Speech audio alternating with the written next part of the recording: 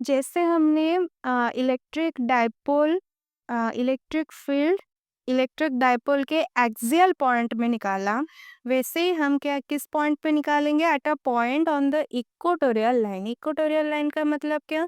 ये वाला अगर आपका क्या है, डायपोल डायपोल प्रेजेंट करता है, मतलब कि यहाँ पे माइनस क्यू है, यहाँ पे प्लस क्यू है। इसका जो परपेंडिकुलर लाइन होगा, इस लाइन को, इस डायपोल को जो परपेंडिकुलर लाइन होगा, इस परपेंडिकुलर लाइन पे एक पॉइंट कंसिडर करेंगे और उसी पॉइंट में ही हम निकालेंगे क्या? आपका इलेक्ट्रिक फील्ड।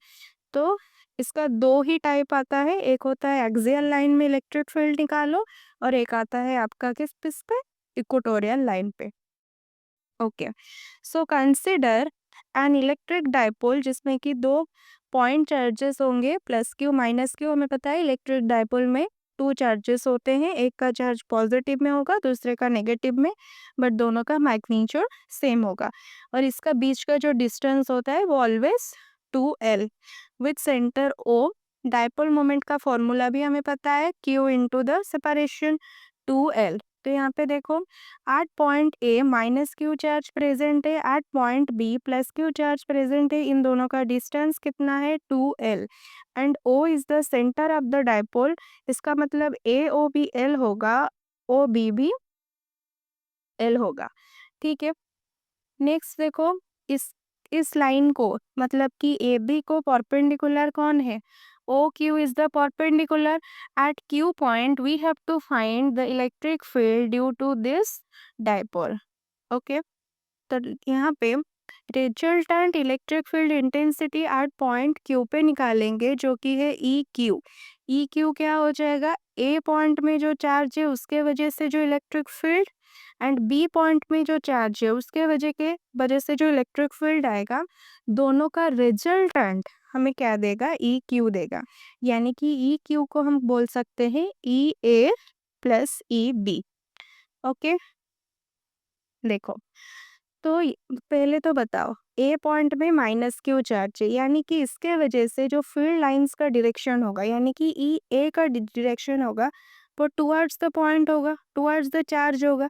यानी कि ई ए का डायरेक्शन का किसके तरफ होगा? Towards minus Q charge. अच्छा, बी पॉइंट में क्या है? प्लस क्यू चार्ज है, इसका जो डायरेक्शन होगा अवे फ्रॉम द चार्ज होगा। ई बी का डायरेक्शन किस तरफ होगा? Away from the charge. यानी कि ई बी का डायरेक्शन आपको यहाँ शो किया गया है। समझ में आया? ये देखो, ये ई बी का डायरेक्शन है, ये this is the point Q. ये वाला आपका ई ए का डायरेक्शन है। तो इन दोनों का रिजल्टेंट, ये वाला, इसका रिजल्टेंट ई क्यू, हमें ई क्यू निकालना है। ई क्यू हमें निकालना है। Okay, this is very very simple. पहले तो हम क्या निकालेंगे? ई ए फाइंड आउट करेंगे, ई बी फाइंड आउट करेंगे। The vectors E A and E B are acting an angle of 2 theta. क्यों 2 थीटा है? देखो, let suppose this angle is theta. हमने मान लिया कि ये वाला एंगल आपका थीटा है, ये थीटा होगा। तो देखो, ये वाला लाइन आपका पैरेलल है। अगर ये थीटा होगा तो ये भी थीटा हो जाएगा। सिमिलरली, अगर दिस एंगल इज थीटा तो ये भी आपका क्या हो जाएगा? थीटा ही होगा। ओके, तो ये वाला थीटा, ये वाला थीटा, यहाँ पे हम बेसिक ज्योमेट्री यूज कर रहे हैं। थीटा प्लस थीटा 2 थीटा, यानी कि ई बी ई ए के बीच का जो एंगल है वो कितना है? 2 थीटा है। Okay, 2 theta. ठीक है, देखो, E A equals to 1/4πε0 Q divided by X square plus L square. अच्छा, ये कैसे आ गया? ओके, देखो, ई ए का फॉर्मूला याद करो। ई ए का फॉर्मूला, इलेक्ट्रिक फील्ड का फॉर्मूला 1/4πε0 आएगा ही आएगा। ठीक है, अच्छा, नेक्स्ट बताओ, ए में कौन सा चार्ज है? Minus q, but we are only taking the magnitude वाला पार्ट, तो क्यू लेंगे। ठीक है, डिस्टेंस का स्क्वायर, कौन सा डिस्टेंस चाहिए? क्यू से ए, क्यू से ए, ये वाला डिस्टेंस चाहिए। कैसे निकालेंगे? देखो, ये वाला आपका right angle triangle, right angle triangle. अच्छा, हम रूल रूल यूज करेंगे। क्या रूल यूज करेंगे यहाँ पे? देखो, ये वाला आपका ओ क्यू गिवन है एक्स। अच्छा, ये वाला एल, तो ये वाला कितना हो जाएगा, X square plus L square, X square plus L square का root over, X square plus L square का क्या रूट ओवर, है ना। अच्छा, तो अभी बताओ यहाँ पर क्या लिखा जाता है, डिस्टेंस का स्क्वायर, यानी कि इसका अगर हम स्क्वायर लेंगे तो स्क्वायर रूट से स्क्वायर कैंसिल हो जाएगा, सिर्फ क्या आ जाएगा, X square plus L square, X square plus L square. समझ में आया। वैसे ही हम ई बी निकालेंगे, क्या निकालेंगे, ई बी निकालेंगे। देखो ई बी में क्या होगा, ई बी में प्लस क्यू चार्ज प्रेजेंट है, तो हमें क्या चाहिए, ये बी क्यू, ये वाला डिस्टेंस चाहिए हमें। ये यहाँ पे भी वही सेम चीज़ होगा, under root x square plus L square. तो फॉर्मूला में क्या आएगा, 1/4πε0 आएगा, क्यू डिवाइडेड बाई डिस्टेंस का स्क्वायर, यानी कि इसका स्क्वायर अगर हम लेंगे तो स्क्वायर रूट से स्क्वायर कैंसिल हो जाएगा। ओके, आप इजीली यहाँ पे देख सकते हो कि जो ई ए एंड ई बी दोनों का मैग्नीट्यूड बराबर है। On resolving E and EB into two rectangular components, हमने रेक्टेंगुलर कंपोनेंट्स के बारे में ऑलरेडी पढ़ चुके हैं। तो ई ए को हम दो रेक्टेंगुलर कंपोनेंट्स में ब्रेक करेंगे, वैसे ही ई बी को भी हम दो रेक्टेंगुलर कंपोनेंट्स में ब्रेक करेंगे। अच्छा देखो, ई ए आपका ये वाला था। अच्छा, अगर ये वाला क्या होगा, हॉरिजॉन्टल कंपोनेंट और एक आएगा वर्टिकल कंपोनेंट। ये वाला आपका क्या है, हॉरिजॉन्टल कंपोनेंट, यानी कि थीटा को जो भी साइड, थीटा के साथ जो भी साइड होगा वो आपका कॉस वाला कंपोनेंट होगा। तो ये वाला आपका ये कॉस थीटा हो गया, नीचे वाला पार्ट यानी कि वर्टिकल वाला पार्ट आपका हो गया E A sine theta. Similarly E B ये है, ई बी का वैसे ही आएगा एक vertical component, E B sine theta vertical component, और एक आएगा हॉरिजॉन्टल कंपोनेंट। देखो हॉरिजॉन्टल कंपोनेंट ये वाला आएगा, यहाँ पे आएगा ई बी कॉस थीटा। यहाँ पे आप देख सकते हो E A sine theta, E B sine theta, दोनों क्या है, इक्वल एंड अपोजिट, यानी कि E B sine theta, E A sine theta दोनों आपस में कैंसिल हो जाएंगे, दोनों आपस में कैंसिल हो जाएंगे। सिर्फ क्या बचेगा, E A cos theta, E B cos theta, E A cos theta, E B cos theta. दोनों का डायरेक्शन आप देख सकते हो किसके तरफ है, दोनों का डायरेक्शन आप देख सकते हो किसके तरफ है, टुवर्ड्स लेफ्ट, टुवर्ड्स लेफ्ट। यानी कि हम दोनों को क्या कर देंगे, सिंपली ऐड कर देंगे, सिंपली ऐड कर देंगे, क्योंकि दोनों का डायरेक्शन क्या है, एक ही डायरेक्शन में है, दोनों का डायरेक्शन एक तरफ है, तो दोनों को हम सिंपली ऐड करेंगे। तो फाइनल जो ई क्यू मिलेगा, ई क्यू में क्या हो जाएगा, E A cos theta plus E B cos theta, दोनों को ऐड करना, E A cos theta, E B cos theta. क्यों दोनों को ऐड करेंगे, क्योंकि आपका जो साइन वाला पार्ट और वर्टिकल कंपोनेंट आपस में कैंसिल हो गए, सिर्फ यहाँ पे ई ए कॉस थीटा था और सेम ही डायरेक्शन में ई बी कॉस थीटा था, दोनों का डायरेक्शन एक ही तरफ, दोनों का डायरेक्शन एक ही तरफ, तो दोनों को अगर हम ऐड करेंगे तो हमको ई क्यू मिल जाएगा, ई क्यू मिल जाएगा due to the dipole, due to the dipole. Okay, तो देखो यहाँ पे वही चीज मेंशन है कि the vectors EA cos theta, EB cos theta are acting along the same direction and hence add up. Okay, and EA sin theta, EB sin theta are equal in magnitude, opposite to each other and hence cancel out. So EQ क्या हो जाएगा, EA cos theta plus EB cos theta, EA EB दोनों का magnitude बराबर था, so we can take any one of them, right?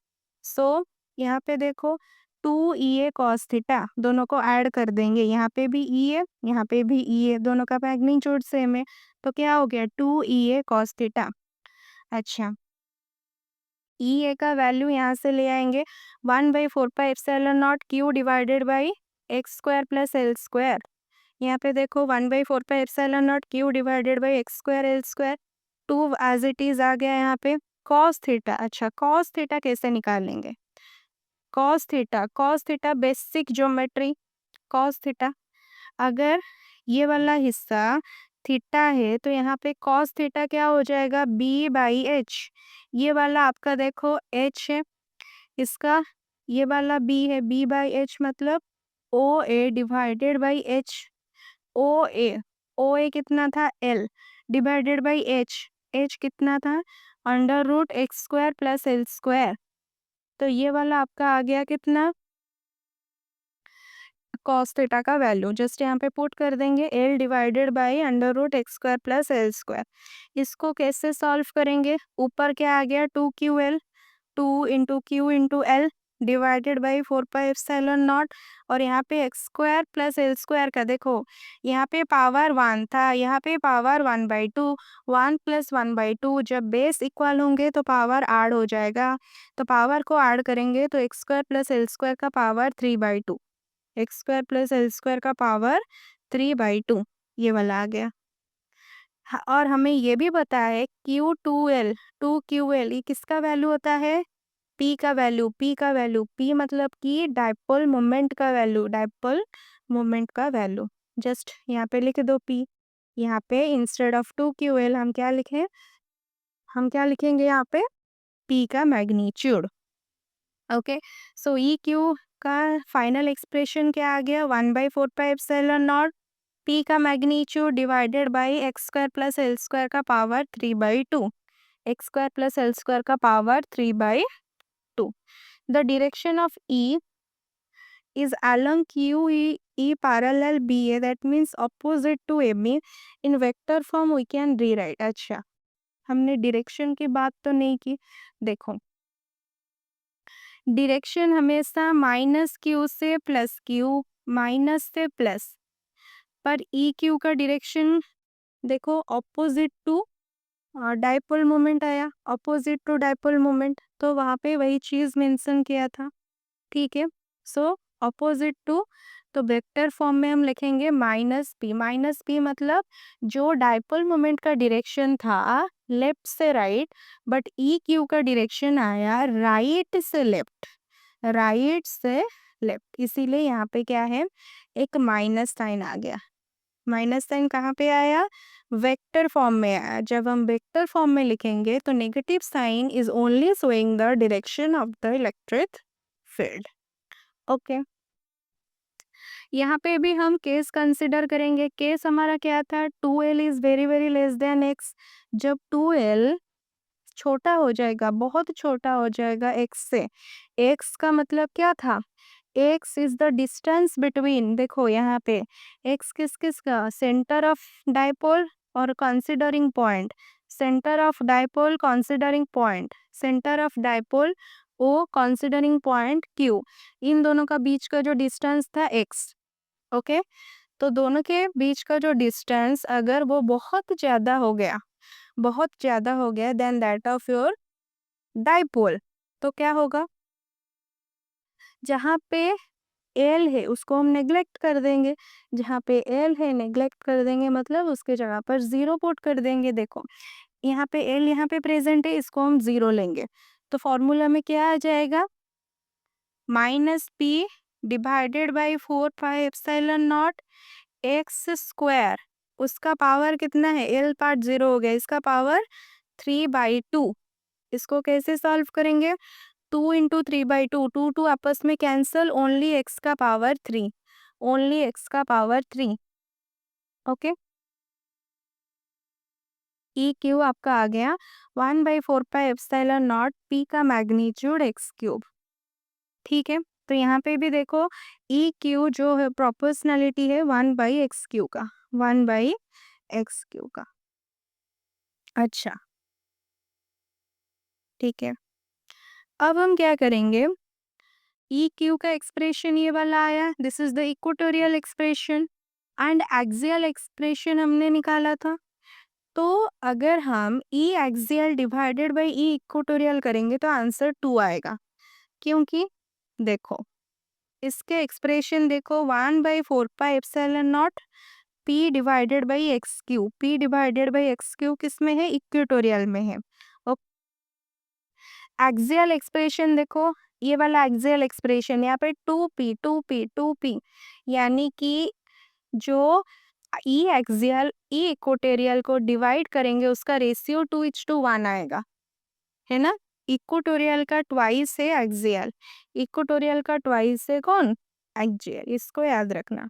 E axial divided by E equatorial we will get 2, we will get 2. Okay, so both the magnitude and direction of the dipole field depend not only on the distance r but also the angle between the position vector r and dipole moment p. The electric field due to a dipole falls off at a large distances at a much faster rate 1 by rq than the electric field due to a single charge 1 by r square. अच्छा, देखो यहाँ पे normally electric field का जो formula था, normal electric field किसी भी point charge के वजह से और सिस्टम ऑफ चार्जेस के वजह से, यहाँ का ई का फॉर्मूला क्या था, 1/4πε0, जिसे चार्ज के वजह से निकालते हैं उसका magnitude divided by the considering point, and जिस पॉइंट पे हमें इलेक्ट्रिक फील्ड निकालना है उस पॉइंट का डिस्टेंस का स्क्वायर, यानी कि हम बोल सकते हैं ई प्रोपोर्शनल टू 1/r²। ये वाला देखो नॉर्मल इलेक्ट्रिक फील्ड का expression E proportional to 1/r²। लेकिन जब हम डाइपोल कंसिडर करेंगे और डाइपोल मोमेंट के वजह से इलेक्ट्रिक फील्ड इक्वेटोरियल पॉइंट में निकालेंगे और एक्सियल पॉइंट में निकालेंगे, दोनों ही केस में हमें क्या मिला, ई प्रोपोर्शनल टू 1/r³ और x³ जो भी बोलो, x r this are the dummy variables, तो r³ बोलो x³ बोलो, तो ई प्रोपोर्शनल टू क्या आया, ई प्रोपोर्शनल टू 1/r³, इसको याद रखना। नॉर्मल एक्सप्रेशन में स्क्वायर आएगा, अगर इक्वेटोरियल लाइन और एक्सियल लाइन का डिपेंडेंसी पूछा है तो r³ आएंगे और x³। ओके, इसको याद रखना, ठीक है।